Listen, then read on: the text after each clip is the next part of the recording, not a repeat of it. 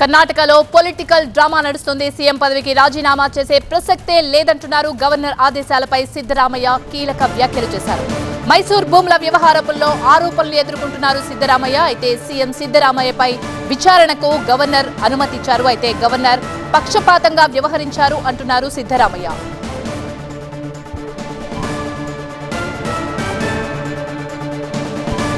Mysore urban development authority భూముల కేటాయింపు వ్యవహారం కర్ణాటక సీఎం సిద్ధరామయ్య మెడకు చుట్టుకుంటోంది. ఈ వ్యవహారంలో ఆయనను విచారించేందుకు కర్ణాటక గవర్నర్ దావర్ చంద్ గెహ్లాట్ అనుమతి మంజూరు చేశారు. అవినీతి నిరోధక చట్టం సెక్షన్ 17, భారత నాగరిక సురక్ష సంహిత్ సెక్షన్ 218 కింద సీఎం సిద్ధరామయ్యను విచారించేందుకు గవర్నర్ అనుమతి మంజూరు చేశారు. తాజా పరిణామాలపై కాంగ్రెస్ భగ్గుమంటోంది. కర్ణాటక కాంగ్రెస్ సర్కార్ను కూల్చేందుకు బీజేపీ ప్రయత్నిస్తుందని కాంగ్రెస్ ఆరోపించింది. గవర్నర్ పక్షపాతంగా వ్యవహరిస్తున్నారని, సీఎం పదవికి రాజీనామా చేసే ప్రసక్తే లేదని అంటున్నారు సిద్ధరామయ్య. బీజేపీ, జేడీఎస్ కలిసి తమ ప్రభుత్వాన్ని కూల్చే ప్రయత్నం చేస్తున్నారని మండిపడ్డారు. గవర్నర్ నిర్ణయాన్ని కోర్టులోనే తేల్చుకుంటానని ప్రకటించారు సిద్ధరామయ్య.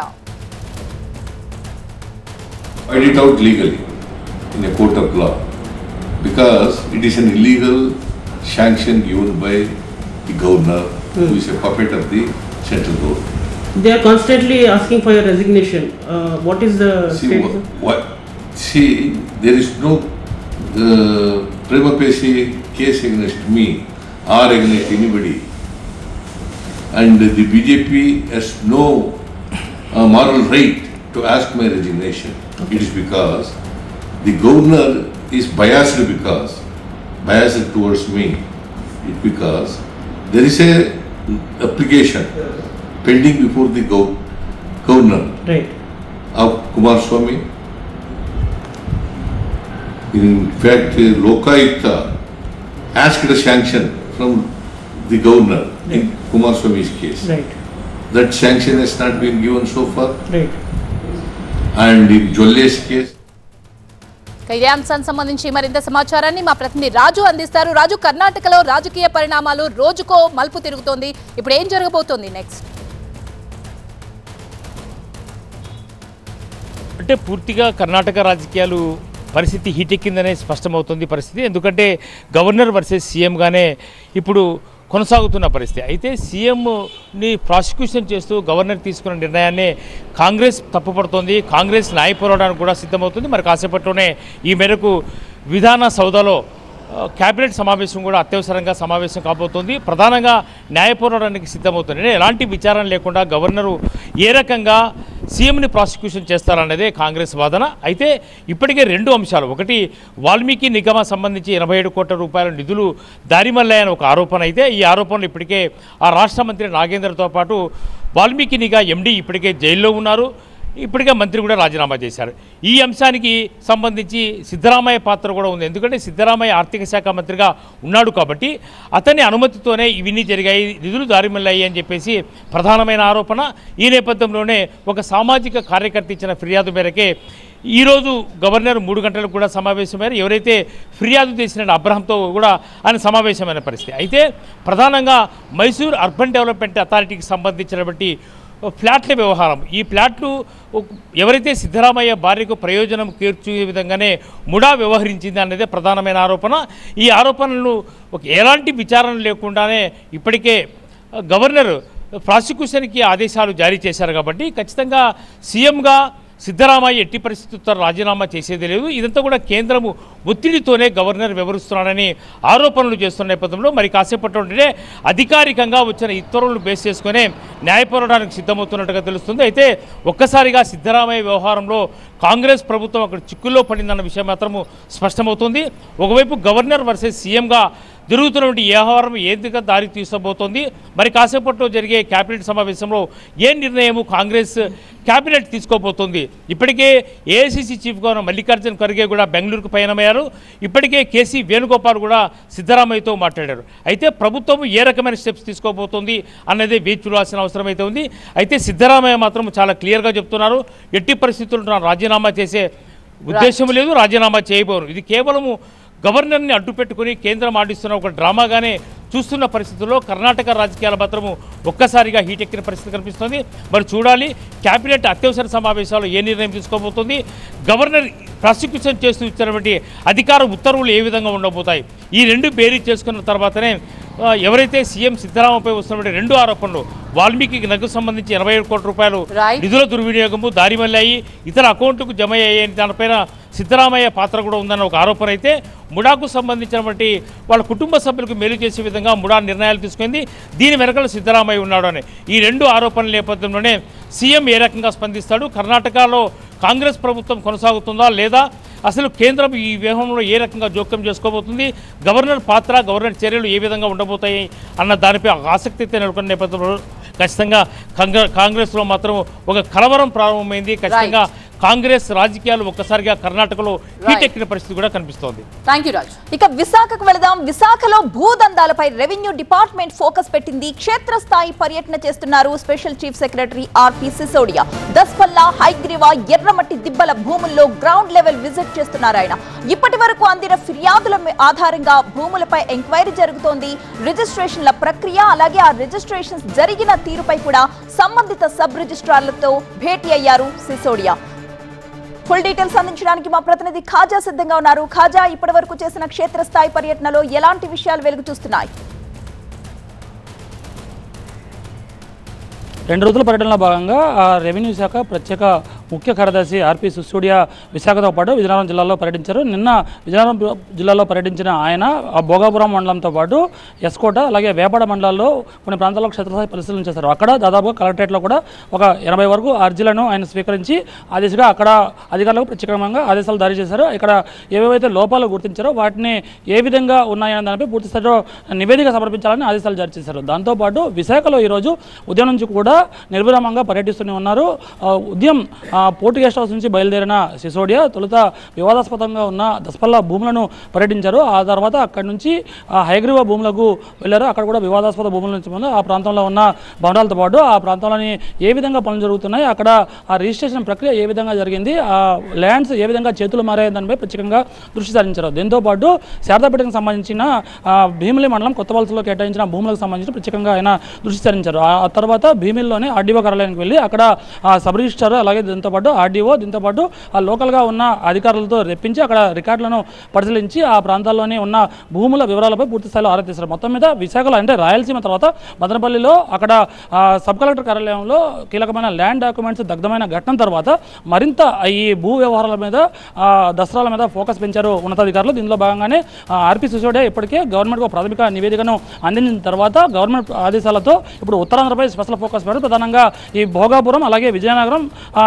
విశాఖపట్నం సరిహద్దుల్లో ఉన్న ఈ భీమిలి నియోజకవర్గాల్లో అధికంగా ఈ భూ క్రయ విక్రయాలు భూ అక్రమాలు జరిగినట్టు వచ్చిన ఫిర్యాదుల మేరకు ఆయన ముందుకెళ్తున్నారు. ఇప్పుడు కలెక్టరేట్లో ప్రత్యేకంగా తహసీల్దార్లు అలాగే సబ్ రిజిస్ట్రార్లతో సమావేశం నిర్వహించారు. ఆ తర్వాత బాధితుల నుంచి ప్రత్యేకంగా వినతులు కూడా స్వీకరిస్తారు. ఈరోజు దాదాపుగా రాత్రి వరకు ఈ వినతులు స్వీకరించి విశాఖలో ఉన్న ఎక్కడెక్కడైతే ఈ భూములు అక్రమాలు జరిగాయని ఆ బాధితులు భావిస్తున్నారో ఆ బాధితులకు సంబంధించి వినతులు పూర్తి స్థాయిలో తీసుకున్న తర్వాత ఆ భూములు పరిరక్షణ, పేదల భూముల పరిరక్షణ ఒకవైపు, మరోవైపు ప్రభుత్వ భూములు అన్యాకరణ కాకుండా కాపాడడం ఒకవైపు, మరోవైపు రికార్డులను భద్రపరచడం అనేది ఇప్పుడు కీలకంగా మారింది. ఒకవైపు మదనపల్లి ఘటన తర్వాత ఇక్కడ క్షేత్రస్థాయిలో పర్యటించిన సిసోడియా అక్కడ భద్రతా చర్యలపై కూడా ప్రత్యేకంగా అధికారులకు ప్రత్యేక జాగ్రత్తలు సూచించారు. దీంతో పాటు ఒక ప్రొఫార్మా ఇచ్చి ఇక్కడ విశాఖలో ఉన్న భూ వ్యవహారాలు ప్రత్యేక నివేదిక సమర్పించాలని ఆదేశించారు. మూవింగ్ ఆన్, కాళేశ్వరం ప్రాజెక్ట్ పై విచారణలో భాగంగా రేపు మాకు ఒక కీలక ప్రక్రియ జరగబోతోంది. కొంతమంది ప్రజాప్రతినిధులకు కూడా నోటీసులు ఇచ్చే అవకాశం ఉంది. వాళ్ళని కూడా విచారణకు పిలిచే ఛాన్స్ ఉన్నట్టుగా చెప్తున్నారు. ఇప్పటికీ కమిషన్ కి 50 అఫిడవిట్లు పైగా వచ్చాయి. ఇప్పటి వరకు అఫిడవిట్ సమర్పించిన వాళ్లలో మాజీ చీఫ్ సెక్రటరీ ఉన్నారు. అఫిడవిట్ సమర్పించిన అధికారులకు ఇంకొకసారి సమ్మన్లు జారీ చేస్తారు. ఈ ప్రాజెక్టులో జరిగిన అవకతవకలకు సంబంధించి కమిషన్ కి ఇప్పటికే ఒక క్లారిటీ అయితే వచ్చేసినట్టు అంచనా వేస్తున్నారు. కాళేశ్వరం ప్రాజెక్టులో అవకతవకలు జరిగాయన్న అనుమానంతో ప్రభుత్వం జస్టిస్ టీసీ ఘోష్ కమిషన్ ని నియమించింది. ఈ నెలాఖరులోగా ఈ కమిషన్ రిపోర్ట్ కూడా సమర్పించడానికి రెడీ అయిపోయింది. అయితే అంతకంటే ముందు గత ప్రభుత్వంలో కీలకంగా వ్యవహరించిన కొంతమంది ప్రజాప్రతినిధుల పాత్రపై కమిషన్ కి అనుమానాలున్నాయి. వాళ్లకు కూడా నోటీసులు ఇచ్చి విచారణకి పిలవాలనుకుంటోంది. ప్రాజెక్ట్ నిర్మాణం, నిర్వహణ విషయంలో కీలకంగా వ్యవహరించిన అధికారులను కూడా ఇప్పటికీ విచారించింది కమిషన్. వాళ్ళ నుంచి ఇప్పటికీ 50కి పైగా అఫిడవిట్లను రాబట్టింది. కానీ ఇప్పటి వరకు మాజీ చీఫ్ సెక్రటరీ సోమి సోమేష్ కుమార్ మాత్రం అఫిడవిట్ ని సమర్పించలేదు. అయితే ఆయనతో పాటు స్పందించని ఇంకొంతమంది అధికారులు కూడా ఉన్నారు. వాళ్ళందరికీ కూడా రేపు మాపు నోటీసులు ఇచ్చి విచారణకు పిలిచే అవకాశం కనిపిస్తోంది.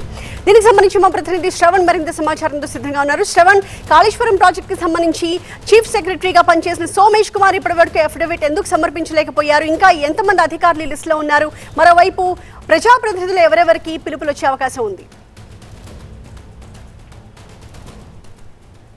కాళేశ్వర కమిషన్ తన రిపోర్టుని సమర్పించడానికి ప్రస్తుతం వరకు ఉన్న సిచ్యువేషన్ను చూస్తే ఈ నెల 31 వరకు మాత్రమే గడువు ఉంది. దీని మీద పొడిగించడానికి ఎటువంటి ప్రతిపాదనలు రాలేదు. ఇటు నుంచి ప్రభుత్వం నుంచి కానీ కమిషన్ నుంచి కానీ ప్రతిపాదనలు వెళ్ళని ఈ సిచ్యువేషన్లో కేవలం 15 రోజులు మాత్రమే సమయం మిగిలి ఉంది. ఇప్పటికే దాదాపుగా ఇరిగేషన్ డిపార్ట్మెంట్కు అలాగే కాళేశ్వరం ప్రాజెక్టుకు సంబంధించిన దాదాపు అందరి వ్యక్తులతో కాళేశ్వరం కమిషన్ మాట్లాడటం జరిగింది, పిలవటం జరిగింది. వాళ్ళ నుంచి అఫిడవిట్ రూపంలో వాళ్ళు చెప్పిన కమిషన్ ముందు చెప్పిన పూర్తి వివరాలను అఫిడవిట్ రూపంలో స్వీకరించడం జరిగింది. అందులో గత ప్రభుత్వ హయాంలో చాలా కీలకంగా వ్యవహరించిన మాజీ సిఎస్కి కూడా కాళేశ్వరం కమిషన్ ముందు హాజరయ్యారు. అయితే కమిషన్ ముందు తాను చెప్పిన ప్రతి అంశాన్ని కూడా అఫిడవిట్ రూపంలో డాక్యుమెంట్ ఎవిడెంట్ రూపంలో సమర్పించాలని కమిషన్ చెప్పిన నేపథ్యంలో మాజీ సిఎస్ ఇప్పటివరకు కూడా కమిషన్ చెప్పిన విషయానికి స్పందించకపోవడంతో కమిషన్ దీని మీద కొంత అసహనంతో ఉంది. కాబట్టి మాజీ సిఎస్కి మరోసారి నోటీసులు ఇచ్చేందుకు కమిషన్ సిద్ధమైంది. అయితే ఎవరైతే కమిషన్ని తప్పుదో పట్టించాలని చూస్తున్నారో, కమిషన్ ముందుకు హాజరై అఫిడవిట్ ఇవ్వకుండా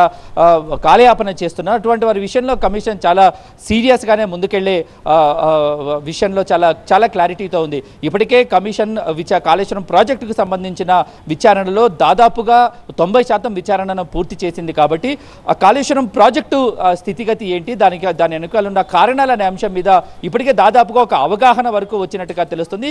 ఇక కేవలం రిపోర్టులు మాత్రమే తయారు చేసి సబ్మిట్ చేయడం మాత్రమే మిగిలింది. అందులో కొద్దిపాటి రిపోర్టును కూడా కాళేశ్వరం కమిషన్ సిద్ధం చేసినట్టుగా కూడా తెలుస్తుంది. ఇక అతి కీలకంగా ప్రాజెక్టులో గత ప్రభుత్వ హయాంలో కాళేశ్వరం ప్రాజెక్టులో చాలా కీలకంగా వ్యవహరించిన ప్రజాప్రతినిధులను కూడా ఈ 15 రోజుల్లో ఖచ్చితంగా కాళేశ్వరం కమిషన్ పిలిచే సూచనలు చాలా క్లియర్గా కనిపిస్తున్నాయి.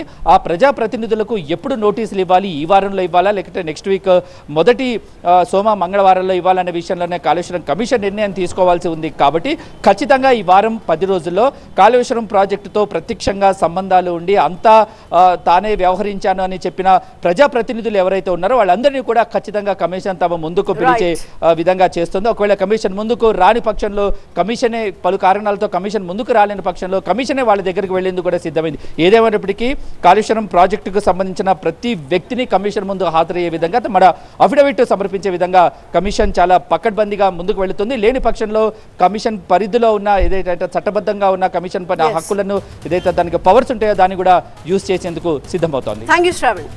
ఇక తుంగభద్ర డ్యాం 19వ గేట్ కు శరవేగంగా మరమ్మతులు జరుగుతున్నాయి. సాహసోపేతమైన యాక్షన్ ప్లాన్ తో రిపేర్ చేస్తోంది ఇంజనీరింగ్ బృందం. ఓవైపు నీటి ప్రవాహం కొనసాగుతుండగానే 19వ గేట్ ను ఫిక్స్ చేస్తున్నారు. మొత్తం 5 యూనిట్లు ఫిట్టింగ్ పూర్తయితే ఫిక్సింగ్ ప్రక్రియ కంప్లీట్ అయినట్లే. ప్రస్తుతానికి 3 యూనిట్లను సమర్థవంతంగా ఫిట్ చేశారు ఇంజనీర్లు. మరో 2 యూనిట్లు ఇదే వేగంతో పూర్తయితే వృధా ప్రవాహానికి అడ్డుకట్టపడ్డట్లే.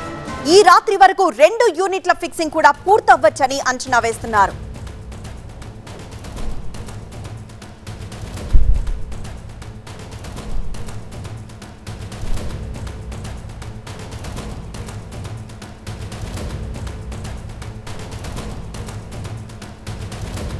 ప్రస్తుతం తుంగభద్ర డ్యాం 19వ గేట్ కు శరవేగంగా మరమ్మతులు జరుపుతున్న దృశ్యాన్ని ప్రస్తుతం టీవీ9 స్క్రీన్ మీద చూస్తున్నాం. 4th యూనిట్ ప్రస్తుతం ఫిక్స్ చేస్తున్నట్లు తెలుస్తోంది. ఇది నిజంగా సాహసోపేతమైన యాక్షన్ ప్లానే. ఒకవైపు నీటి ప్రవాహం కొనసాగుతుండగానే 19వ గేట్లోని 4వ యూనిట్ ను ప్రస్తుతం ఫిక్స్ చేస్తున్నారు. మొత్తం 5 యూనిట్లు గనక ఫిట్టింగ్ పూర్తయితే కనుక ఫిక్సింగ్ ప్రక్రియ పూర్తిగా పూర్తయినట్లే. ప్రస్తుతానికి 4 యూనిట్లను సమర్థవంతంగా ఫిట్ చేస్తున్నారు. ప్రస్తుతం 4వ యూనిట్ కి సంబంధించిన ఫిట్టింగ్ ప్రక్రియ కొనసాగుతోంది. మరొక యూనిట్ కనుక ఫిక్స్ చేస్తే పూర్తిగా వృధా ప్రవాహానికి అడ్డుకట్టపట్టట్లే. మరింత సమాచారం మా ప్రతినిధి నాగ్ అందిస్తారు. నాగ్, ఫిక్సింగ్ ప్రక్రియ చాలా వేగంగా పూర్తి చేస్తున్నట్లు తెలుస్తోంది. సో ప్రస్తుతానికి 4వ యూనిట్ ఫిక్స్ చేస్తున్నారు. 5వ యూనిట్ ఈ రాత్రి కల్లా కంప్లీట్ అవుతుందా? తప్పకుండా కంప్లీట్ అవ్వాలని చెప్పి ఇరిగేషన్ ఎక్స్పర్ట్స్ అందరూ కూడా డ్యామ్ దగ్గరే ఉంటున్నారు, నిరంతరాయంగా శ్రమిస్తున్న పరిస్థితి ఉంది. ఇప్పటికే 3 యూనిట్లు విజయవంతంగా డ్యామ్కు అమర్చడం జరిగింది. 4వ యూనిట్ ఇప్పుడు రన్నింగ్లో ఉంది. ఎందుకంటే ఇప్పుడు అమరుస్తున్న 4వ యూనిట్ కూడా 4వ యూనిట్ తర్వాత ఫైనల్ అండ్ 5th యూనిట్ కూడా అమర్చేందుకు సిద్ధమవుతున్నారు. ఇప్పటికే డ్యామ్ నుంచి ఒక చుక్క కూడా నీటి బయటికి పోకుండా పూర్తిగా గేట్లన్నీ కూడా స్టాప్ చేశారు. చాలా సక్సెస్ అయిందని చెప్పొచ్చు. 3 యూనిట్లకే డ్యామ్ గేట్లన్నీ కూడా బంద్ చేశారు. ఎక్కడ కూడా నీటి వృధాను పూర్తిగా ఇప్పటికే నియంత్రించారు. మరో 2 యూనిట్లు ఇప్పుడు 4th యూనిట్ రన్ చేస్తున్నారు. 5వ యూనిట్ కూడా పూర్తి అయితే ఇంకా పూర్తి స్థాయిలో సక్సెస్ అయినట్లుగా భావిస్తున్నారు. యాక్చువల్గా ప్రాజెక్టు గేట్ తెగినప్పుడు ఈ నెల 10న రాత్రి గేట్ తెగినప్పుడు డ్యామ్ మొత్తం నీటి నిల్వ 105 టీఎంసీలు. 105 టీఎంసీల్లో గేటు పూర్తి స్థాయిలో ఉండాలంటే దానికి రక్షణగా ఉండాలంటే 40 టీఎంసీల వరకు నీటిని కిందికి వదలాలంటే 65 టీఎంసీల నీటిని వృధాగా వదిలేయాల్సిందని చెప్పి మొదట భావించారు. దానికి భిన్నంగా అంటే స్టాప్ లాక్ ఎలిమెంట్ను అమర్చడం ద్వారా దాదాపు 30 టీఎంసీల మేర నీటిని సేవ్ చేయవచ్చని చెప్పి ఇరిగేషన్ ఎక్స్పర్ట్స్ భావించారు. ఇందులో భాగంగానే నిపుణుడైన కన్నయ్య నాయుడును అక్కడికి డ్యామ్ దగ్గరికి పిలిపించి ప్లాన్ చేశారు. ప్లాన్ చేయడం కాకుండా అమలు కూడా చేశారు. దాదాపు 30 టీఎంసీలు ఇప్పుడు ప్రజెంట్ తుంగభద్ర డ్యాంలో నీటి నిల్వ 70 టీఎంసీలు ఉంది. సో గేట్లన్నీ కూడా క్లోజ్ చేయడం వల్ల 70 టీఎంసీలకు ఎలాంటి డోకా లేదు. 70 టీఎంసీలు నీరు నిల్వ ఉంది. పైగా 60,000 క్యూసెక్కులు ఇన్ఫ్లో ఉంది, డ్యామ్కు వచ్చి చేరుతుంది. నీటి వృధాను కూడా ఇప్పటికే నియంత్రించారు. పైగా నీరు వరదల కారణంగా పైన ఎగువ ప్రాంతాల్లో వర్షాలు కురుస్తున్నందున 60,000 క్యూసెక్కుల నీరు ఇన్ఫ్లోగా ఉంది. సో ఇప్పటికిప్పుడు ఎలాంటి ఇబ్బంది లేదు. ఇంకా దాదాపు నిండే అవకాశం కూడా కనిపిస్తోంది. తుంగభద్ర డ్యామ్ ఇన్ఫ్లో ఎక్కువ కావడంతో వర్షాలు కురుస్తుండటంతో ప్రస్తుతం 70 టీఎంసీలు ఉంది. మరో 35 టీఎంసీల నీరు వస్తే డ్యామ్ కూడా మళ్ళీ నిండే అవకాశం ఉంది. పూర్తి స్థాయిలో సక్సెస్ చేశారని చెప్పవచ్చు. 2 ఎలిమెంట్స్ పూర్తి స్థాయిలో పనులు జరుగుతున్నాయి. వాస్తవంగా పూర్తి స్థాయిలో నిండిన ప్రాజెక్టు గేటు కొట్టుకుపోవడం ద్వారా స్టాప్ లాక్ అమర్చడం అనేది చాలా కష్టంతో కూడుకున్న పని. దేశవ్యాప్తంగా ఇంజనీరింగ్ ఎక్స్పర్ట్స్ అందరూ కూడా తుంగభద్ర డ్యామ్ వైపు చూశారు. ఈ స్టాప్ లాక్ ఎలిమెంట్స్ని అమర్చడం అనేది సాధ్యం అవుతుందా లేదా అని చాలామంది ఎదురు చూశారు. కానీ అందరూ ఎదురు చూసినట్లుగానే నిజంగా సక్సెస్ అవుతున్నదని చెప్పవచ్చు. 3 యూనిట్లను చాలా దిగ్విజయంగా అమర్చడం జరిగింది. మరో యూనిట్ ఇప్పుడు కాసేపట్లోనే పూర్తవుతుంది. 7 గంటల కల్లా పూర్తి స్థాయిలో 5 యూనిట్లను అమర్చి డ్యామ్ను పూర్తిగా రక్షణ కల్పిస్తున్న పరిస్థితి ఉంది. ఇది టెంపరీ మాత్రమే, ఈ గేటు పూర్తిగా టెంపరీ మాత్రమే. దీన్ని గేటుని ఎత్తడానికి కానీ దించడానికి ఎలాంటి అవకాశం ఉండదు.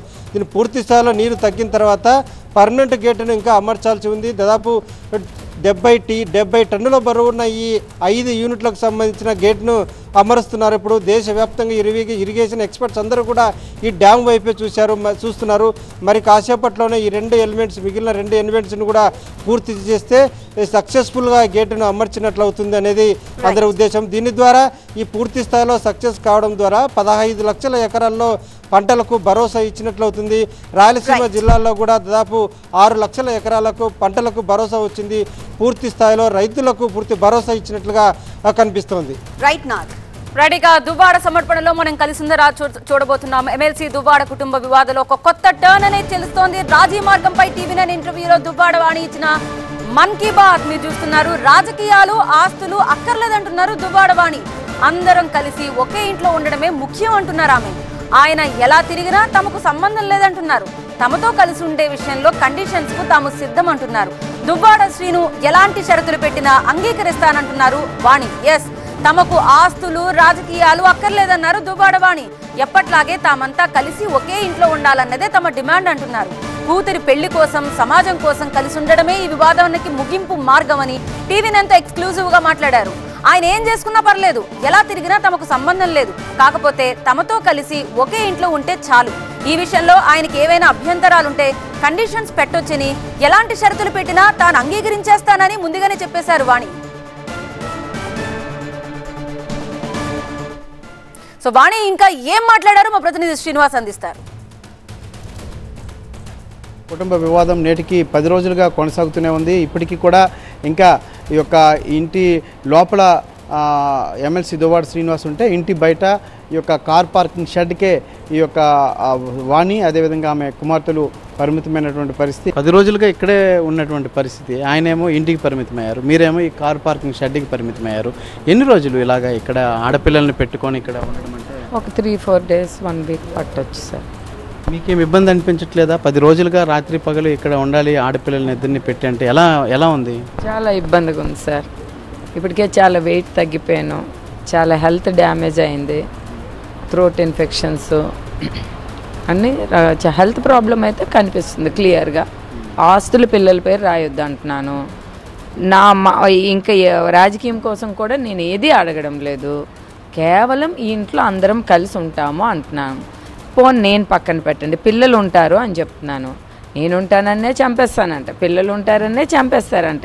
అంటే మరి దానికి ఏం చెప్తాం మనం? అట్లాంటి మాటలు, మాకు సంబంధం లేని మాటలు, మాకు పూర్తిగా విరుద్ధమైన మాట్లాడుతుంటే దానికి మనం ఏం చెప్పలేం. కేవలం ఇదంతా ఒక రాంగ్ థింకింగ్తో ఆయన ఉన్నారు, అంటే రాంగ్ వెర్షన్తో ఉన్నారు.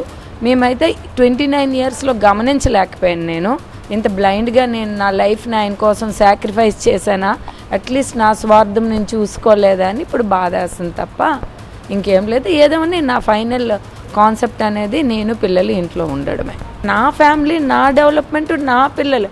కానీ ఈరోజు అలా ఆడుతున్న మాటలు బట్టి అచ్చా సాక్రిఫైజేషన్ చేసి నా లైఫ్ని, నా పిల్లల లైఫ్ని రూయిన్ చేశానా అనిపించే సందర్భం ఇప్పుడు నాకు అనిపిస్తుంది. అంతేగాని ఎక్కువ మనం మాట్లాడమంటే బాధపడాలి. ఆయనకి తెలుసు ఫ్యాక్ట్, రాంగ్ అతంది, తప్పతంది, 1% నాది పిల్లలది తప్పులేదు. అది ఎందుకో వాళ్ళు మాట్లాడుతున్నారు, నాకైతే అర్థం కావడం అంతే, అంతకుమించి. ఎందుకనంటే చాలా నీచంగా నేను ఏదైనా బిజినెస్ చేస్తే ఆ బిజినెస్ ఫెయిల్యూర్ అయితే ఆవిడ వదిలేస్తుంది, బిజినెస్ సక్సెస్ అయితే నా పేరుని రాయమంటుంది. నాకే ఆశ్చర్యం వేస్తుంది. డబ్బులు ఇచ్చిందే నేను, అమౌంట్ పెట్టిందే నేను, అలాంటి పెట్టడం మానేస్తాను కదా నా పేరుని చేయకపోతే. ఇప్పుడు నేను ఏది ఇండివిజువల్ బిజినెస్ అనేది పలాంది నేను డబ్బులు పెట్టి చేసుకున్నాను, నా వైఫ్ అమౌంట్ ఇవ్వకన్నా బ్రౌన్ క్వారీ, నా డబ్బులే 1 రూపాయి ఆయన పెట్టలేదు. మీ వైపు నుంచి ఏదైనా ఒక చిన్న సాక్రిఫైస్ చేస్తే వివాదానికి ఫుల్ స్టాప్ పడే అవకాశాలు ఉన్నాయేమన్నా ఒక్కసారి ఆలోచన చేస్తున్నారా ఏమైనా? నేను చాలా చేశాం. ఆ ఇంట్లో అతని దారి అతనిది, నా దారి నాది. ఇంకొక పాప పెళ్ళికి ఉంది, ఆయన ఎటు వెళ్ళిపోయినా నాకు అనవసరం, ఎలా అంటే నేను అవన్నీ నేనేమి మెంటల్గా సాక్రిఫైస్ చేయడానికి సిద్ధంగా ఉన్నాననేది నా ఆత్మకి నాకు తెలుసు. అది పేపర్ పరంగా రాసి ఇవ్వడానికి కూడా నేను సిద్ధంగా ఉన్నాను అన్నాను. అంటే అన్నీ నేను చెప్పలేను కదా. అదే డివోర్స్ నోటీసులు పంపించాను అని చెప్పేసి అంటున్నారు, మీకు అందాయండి? నాకేవి అంతలేదు. మీరేమైనా ఆయనకి నోటీసులు కానీ ఏమైనా పంపించారు? నేనేమీ ఇవ్వదలుచుకోలేదు. అది లీగల్గా ఏమైనా కొన్ని ప్రొసీడ్ అవుతున్నారా దీనికి పరిష్కారానికి సంబంధించి? వాళ్ళు కేసు పెట్టారు కదా, దానికి సంబంధించి లీగల్గా ప్రొసీడ్ అవ్వాలి కదా. మరి తప్పదు ఫస్ట్ అంటే ఇప్పుడు ఈ యొక్క వివాదానికి పరిష్కారం కోసం ఏమైనా మీరు లీగల్గా ఏమైనా అప్రోచ్ అయ్యే అవకాశం కనిపిస్తుందా, ఏమైనా ఉందా? అందుకే చెప్తున్నాను కదండి, టైం ముందుకు వెళ్తుంటే చక్కగా వినుకుంటే ఎక్కడితో క్లోజ్. నేనేం వినాలి ఏంటి? ఫ్యామిలీకి పిల్లలకి కండిషన్స్ రాసుకొని లోపలికి తీసుకొని వెళ్ళమనండి. మేము మంచోళ్ళం కాకపోతే కండిషన్స్ రాయమనండి. ఎవరు ఇప్పటి వరకు అలా చేయలేదు, మా కర్మ రాయమని చెప్పండి కండిషన్స్. అదే నా ఫైనల్. రాసేసి అతని దారి అతనిది, నా దారి నాది. ఇంకొక పాప పెళ్ళికి ఉంది కాబట్టి నేను సొసైటీలో బయటపడి కండిషన్స్ అంటున్నారు. ఏంటి ఆ కండిషన్స్, ఏం రాయాలి? లేడీసే బర్డెన్ ఫేస్ చేయవలసి వస్తుంది. నేను ఎటు వెళ్ళినా నీకు సంబంధం లేదు, నేను ఎవరితో తిరిగినా నీకు సంబంధం లేదు, నా పిల్లలకి నేను చూసుకుంటాను, నీకు నేను రూపాయి ఇవ్వను, నీకు నాకు ఎట్లాంటివి ఉండవు, ఒకే ఇంట్లో సొసైటీ కోసం ఉందామని కండిషన్స్ రాసుకోండి అని నేను చెప్తున్నాను. ఇంకంతకన్నా ఏంటి? మీకు కేసుకు అన్నారు కదా ఇందాక, కేసులు పెట్టారు, ఆయన పెట్టారు, మీరు పెట్టారు, దానికి సంబంధించి ఏమైనా నోటీసులు ఏమైనా వచ్చాయండి? నోటీసులు ఏమి వచ్చా కేసుకు సంబంధించి? 41 నోటీసులు ఏవో పెట్టమన్నారు. ఫస్ట్ వాళ్ళకి ఇష్యూ చేయండి. వాళ్ళు మా అమ్మాయి కంప్లైంట్ ఇచ్చారు కదా, మొదటి కంప్లైంట్ వాళ్ళదే కదా, వాళ్ళని ఆ నోటీసుల మీద సంతకం పెట్టారంటే ఎమ్మెల్సీ కదా, ఆయనది మాకు పర్మిషన్స్ కావాలి అంటే వాళ్ళ బ్రదర్ ఉన్నారు కదా, ఆయనకి ఇష్యూ చేశారా, ఆయనకి ఇష్యూ చేసి ఆయన సిగ్నేచర్ తీసుకొని వాళ్ళు పెట్టిన తర్వాత మేము పెడతాము అని చెప్పాను. అదే ఒప్పుకున్నారని పోలీసులు ఏమంటారు? ఇంకా నా మీద ప్రెషర్ ఇస్తున్నారు, మేడం చెయ్యండి అని అంటున్నారు. ముందు వాళ్ళు చేసి నా దగ్గరికి రండి అన్నాను నేను. ఏదేమైనప్పటికీ కూడా ఈ యొక్క వివాదానికి అయితే ఇంకా ఎండ్ కార్డ్ అయితే పడలేదు, ఇంకా అది కొనసాగుతూనే ఉన్నటువంటి పరిస్థితి ఉంది. కెమెరా పర్సన్ అనిల్తో శ్రీనివాస్, TV9, శ్రీకాకుళం జిల్లా, Tekkali. Right, thank you so much Srinivas, details అందించినందుకు. ఇది